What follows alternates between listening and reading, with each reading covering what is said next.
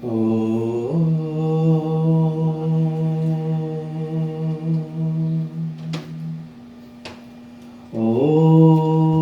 Akran Karma Karma Krita Saha Vacha Mayo Bhuva Devibhya Karma Kritvastam Preta Sacha Bhuva. In this mantra from Yajurveda, we make a commitment and we tell God that, oh God, we will do our part in the hard work and performing good deeds. I will use the power of speech you've granted unto us, O God, to say good things, words of love and wisdom. I ask for your help to do this, though.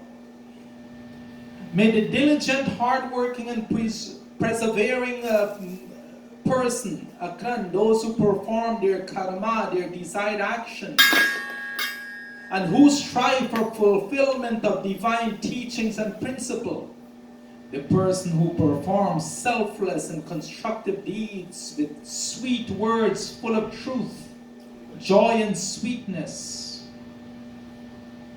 Oh God, may this is the kind of person we want to become.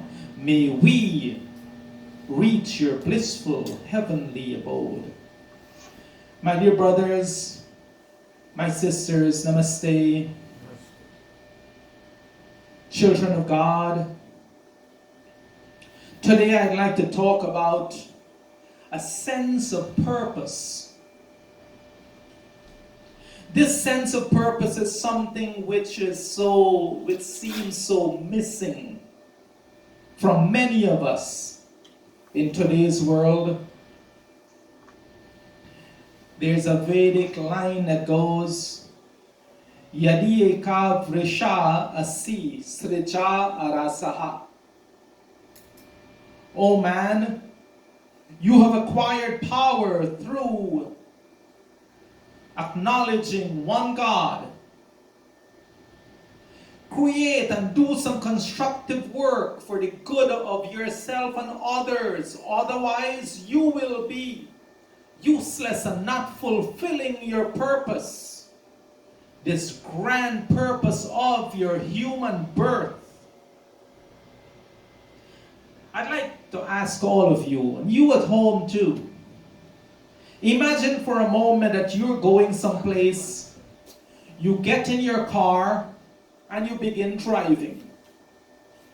But where are you going? You must have a goal, a destination.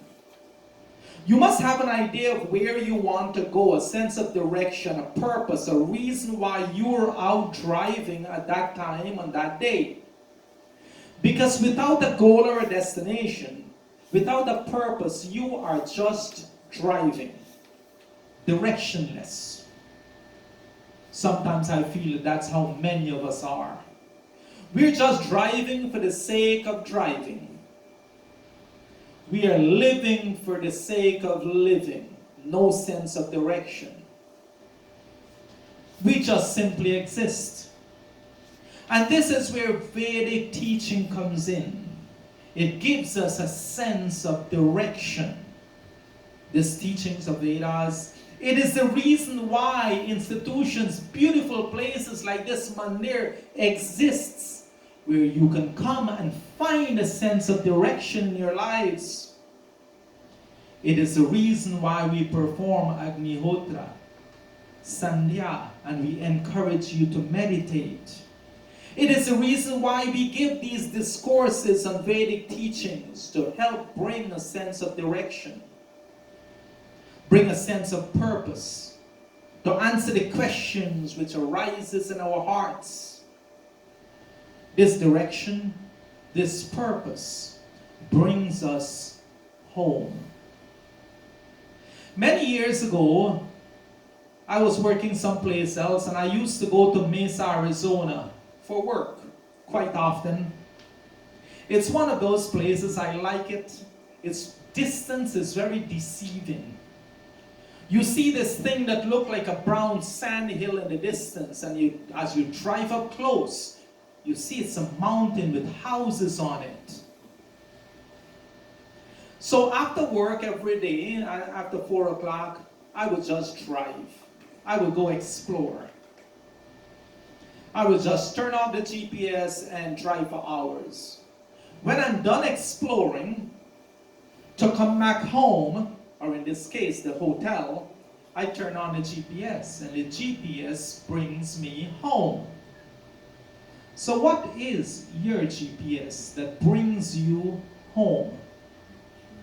More specifically, after you have explored and lived and experienced all the things and traveled the corners of this world, what will you confidently rely on to bring you home?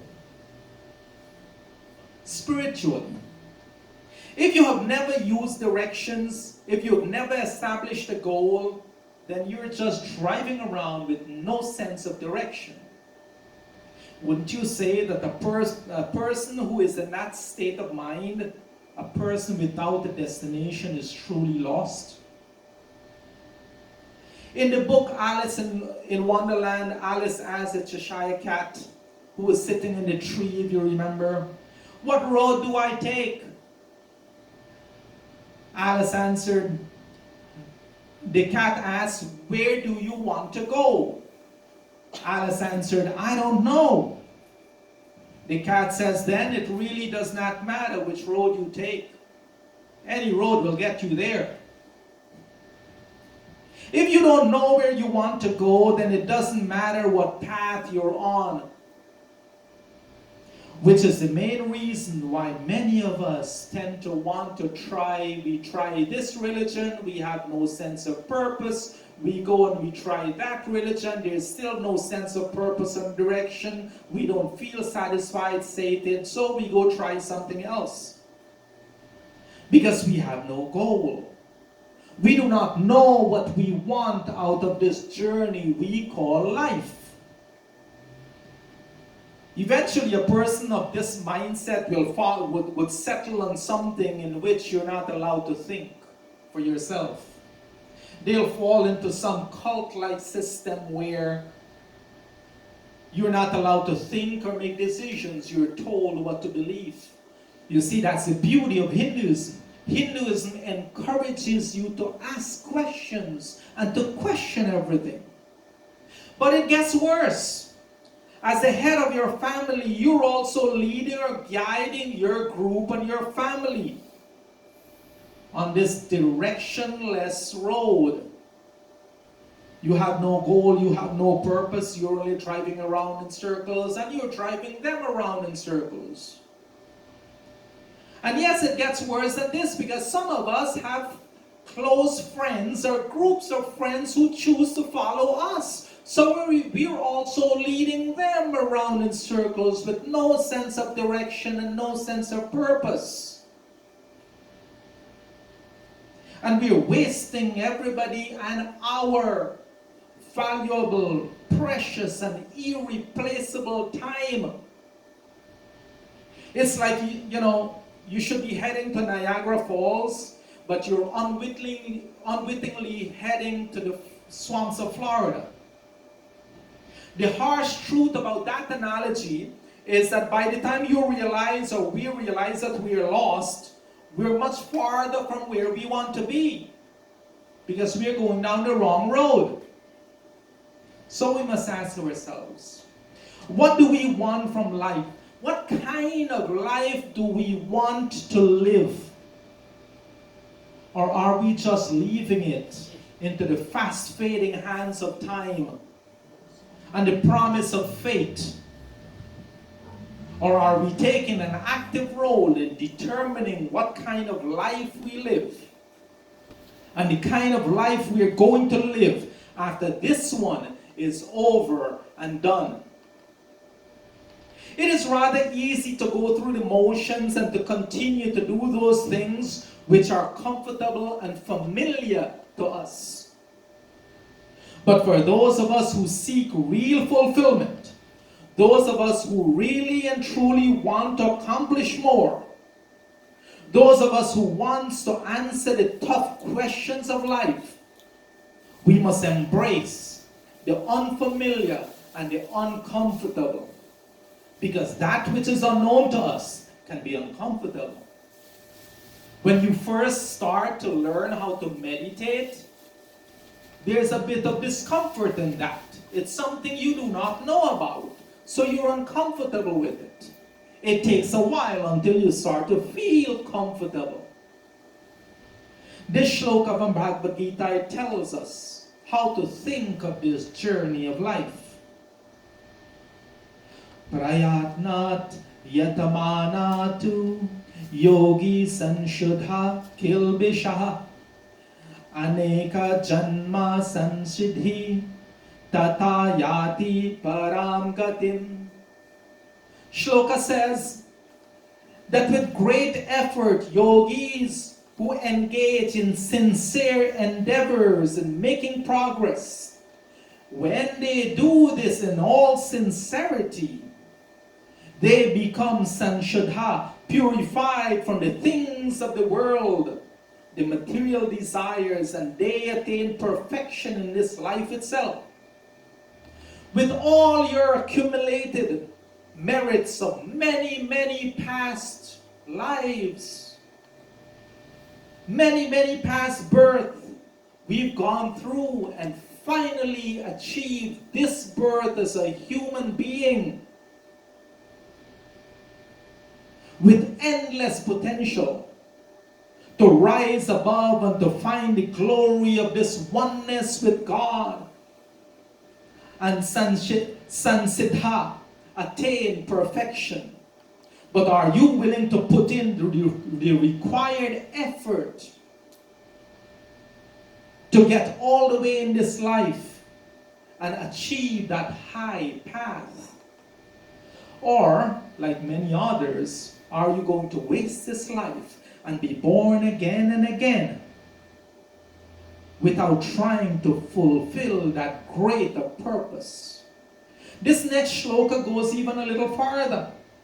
It says, Naati asnata tu yoga asti nacha ekantam anasnataha nachati swapna silasya jagrata na eva cha arjuna. Shri Krishna is telling Arjuna, there's no possibility of one becoming a yogi if he do what? If he eats too much or too little, if he sleeps too much or too little. What does it mean? It means that we practice everything in moderation. That is what it means. Every single thing in our lives in moderation, using God-given intellect. So what is this sense of purpose which we are talking about? It is about bringing meaning into our lives. It is a motivation which drives you towards living a life in which you find satisfaction. It also helps you to get the most from the things you do and achieve, large and small, right this minute. Your sense of purpose is shaped by the things you believe in and your values, your own personal code of behavior. This sense of purpose defines you as a person because it influences the friends you make and you keep, how charitable you are, your efforts at keeping this gift of body healthy, the things you do in your community, your family bond, and everything about you. That, your sense of purpose defines that. This mantra tells us about seeking that deeper purpose in life. Akama dhira amrita swayambhu rasena tripta nakutachana uta tvameva vidva nabibhaya mrityuh atmanam dhiram ajaram yuvanam. We must realize that the individual soul possesses divine attributes too. The soul is selfless, desireless, firm and immortal. Selfless, desireless, resolute, firm. It is content in its own blessedness, meaning that knowing its pure form, nothing else it needs to make it complete. We have all been granted unlimited potential, but it is up to us to bring this potential to the forefront in our lives. When we seek to become one with that perfectness which is within us, when we identify with that true self within, when we bring forth into realization the true self, when we understand the nature of the true self and that divinity which we inherently are a part of, only then can we really and truly become complete. The person who knows that the soul is firm, undecaying, and ever young does not fear death. That person, when we love everyone and all of God's children, we fear nothing, not even death. So how do we identify the true self? First, how do we see ourselves? I want you to think of this analogy. Imagine a 1-month-old baby. The baby is quietly sleeping, cradled on his mother's bosom. Thinking about that image, what do you feel about this child? Are you thinking this child is so weak? She's incapable? She's too chubby? Who are you comparing the child to? What are you comparing that child to? The hair is thinning, he's got no teeth. All he does is eat and sleep. Is he going to make himself something at this moment? He's such a burden. What are we comparing the child to if we think like that? This sounds so ridiculous, but it is something that we keep doing to ourselves all the time. That is how many of us view ourselves, and we become paralyzed by the cultural beliefs in what constitutes our worth, our value, and our success. We compare ourselves to others every day, to everyone and everyone else, until we have lost the awareness of our own innocence. We judge ourselves by what we mistake as perfection. We lose sight of our own infinite possibilities within us. But there is divine intelligence within us, my brothers and sisters. Our God within, which is constantly trying to motivate us to ask these questions of ourselves, and to ask and look for the answers to our reason and purpose of our existence. My fellow souls, self-realization is definitely not a straight line. It's like a tree with far-reaching roots and branches. And we are all at different stages of finding our true selves. But together, we grow and we nurture. Think about that. If you look at the forest, all the trees that are together, they support each other against the elements. But the one tree that stands alone in the field gets blown over by the heavy wind. There is a thought I'd like to leave with you, known as the acorn principle. It says that the acorn contains within it the perfect pattern, all the information and potential required to become the mighty oak tree. It is not an empty shell which has to struggle. It does not have to painfully struggle to understand how life works. It does not have to collect a bunch of data and analyze and finally decide that when I grow up I want to be an oak tree. No, that potential is already within it. The opinions, if there is any of the other trees of that seed, does not change it.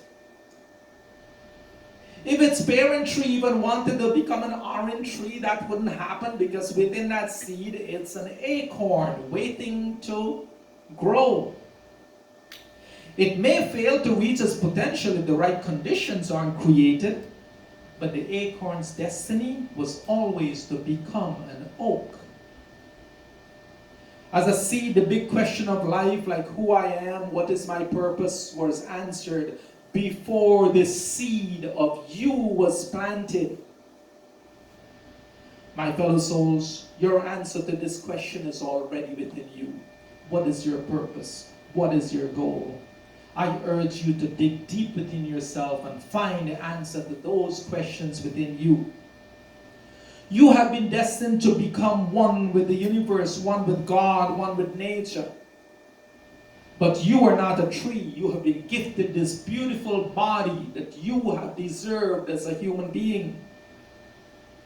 So your approach to doing, to fulfilling your purpose, the path you undertake, the direction you choose, the speed bumps over which you stumble are of your own choosing and of your own making. There is a poem, Auguries of Innocence by William Blake, 2 lines. To see a world in a grain of sand and a heaven in a wild flower. Hold infinity in the palm of your hand and eternity in an hour. Beautiful. So forget all the judgments which others has passed on you. Ignore the judgments which you have listened to and which you have used to put limits on yourself. Forget the judgments of people who told you that you cannot do this and you cannot become that. Forget those judgments of where some silly, small-minded person told you that you were of a low caste, a creed, or family. Forget those judgments where someone said that you were problematic or weird or strange. And forget those judgments where others have tried to put you down because of the color of your skin or because somehow you are different. Because if you pay mind to those and you take them to heart, you're putting boundaries to yourself and limits to your own infinite possibilities. My fellow souls, know in your heart today that within you are all the answers to every question you will ever ask. Look for those answers. Look for that sense of direction. Identify your goal. Know to yourself that you are of infinite potential. Know to yourself that you are that limitless being. I pray today that each one of us find that confidence to explore ourselves, to understand and to believe in our infinite possibilities, and to be motivated to reach out and touch the stars in this, our spiritual journey. Om Purnamadaha Purnamidam Purnat Purnamudachyate Purnasya Purnamadaya Purnamevavashishyate. Om Shanti Shanti Shanti Om. With love and humility in my heart, I say namaste to each and every one of you. Namaste.